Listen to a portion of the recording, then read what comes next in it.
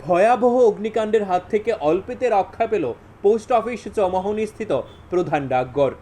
রক্ষা পেল বেশ কয়েকজন কর্মী। বুধবার কর্মীরা পোস্ট অফিসের ভেতরে আগুন দেখতে পেয়ে সঙ্গে সঙ্গেই দমকল বাহিনীর কর্মীদের খবর দেয়। দমকল বাহিনীর কর্মীরা দ্রুত ঘটনাস্থলে পৌঁছে আগুন নিয়ন্ত্রণে আনেন।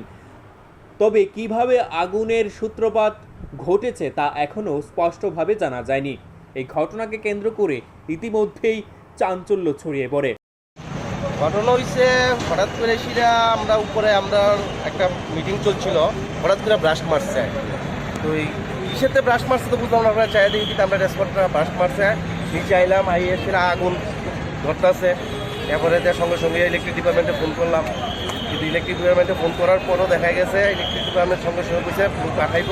তো তার আগে আমাদের যে ফায়ার ইউটি আছে এগুলো 5টা দিয়ে আমরা আগুনটা নিভাইছি। আর আগুনটা নিভানোর পরে ফায়ার সার্ভিস আইসে, এখন ইলেকট্রিক ডিপার্টমেন্ট এখনো আইসে না।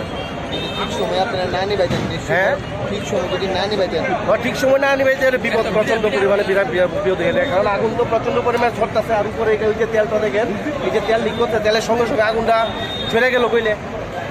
আমরা সঙ্গে সঙ্গে আইসি, আমরা অফিস স্টাফের যে 5-6টাই আছে অফিসের, সেটি দিয়ে আমরা নিবাইছি আর কি, ওই ফায়ার ইউটি যেটি আছে আর কি।